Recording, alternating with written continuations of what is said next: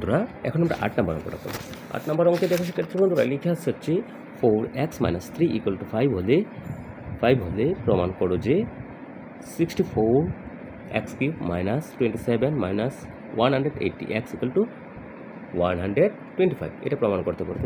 বাম পক্ষ আছে এটা, ডান পক্ষ আছে এটা। তাহলে শিক্ষার্থী বন্ধুরা আমরা প্রথমে লিখে ফেলি দেওয়া আছে। লিখলাম দেওয়া আছে। কি দেওয়া আছে শিক্ষার্থী বন্ধুরা?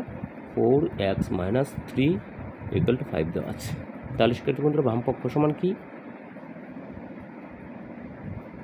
তাহলে আমার বাম পক্ষটা আছে হচ্ছে 64x³ - 27 - 180x। এইটুকু তো দেওয়া আছে বাম পক্ষে, এই যে এইটুকু দেওয়া আছে।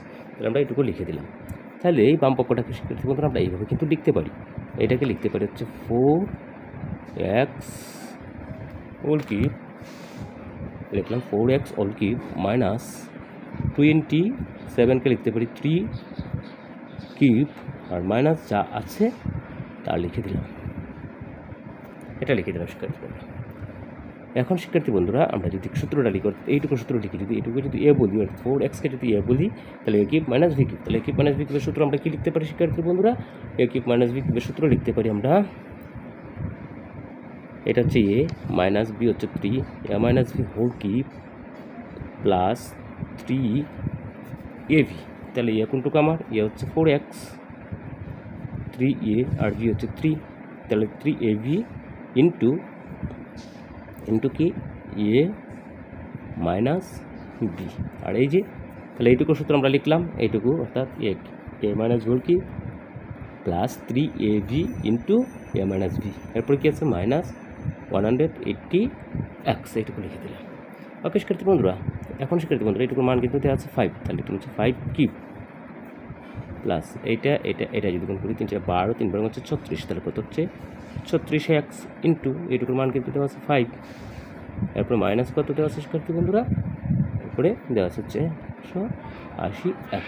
ওকে, এখন শিক্ষার্থী বন্ধুরা আমরা জায়গাকে যদি কিপ করি, 5কে কিপ করার মান হচ্ছে 5কে 3 বার গুণ, তাহলে হচ্ছে 125 হয়, প্লাস এইটুকুর 36কে যদি 5 দিয়ে গুণ করি তাহলে 5 হচ্ছে 30, এর হচ্ছে 0, হাতে আছে 3, 3 × 5 = 15, 3 হচ্ছে 18।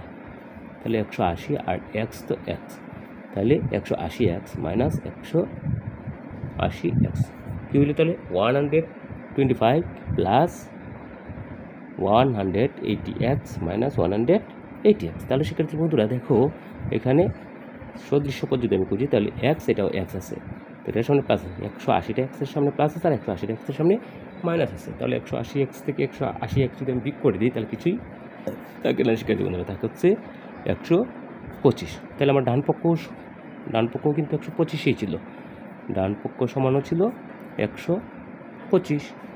তাহলে শিক্ষার্থী বন্ধুরা আমরা লিখতেই পারি বাম পক্ষ সমান ডান পক্ষ, বাম পক্ষ সমান ডান পক্ষ। প্রমাণ করার কথা বলছিল, তাহলে আমরা বলব প্রমাণিত। এটি শিক্ষার্থী বন্ধুরা আনসার। তো এইভাবেই কিন্তু আমরা এই অঙ্কগুলো করে ফেলতে পারবো। ধন্যবাদ।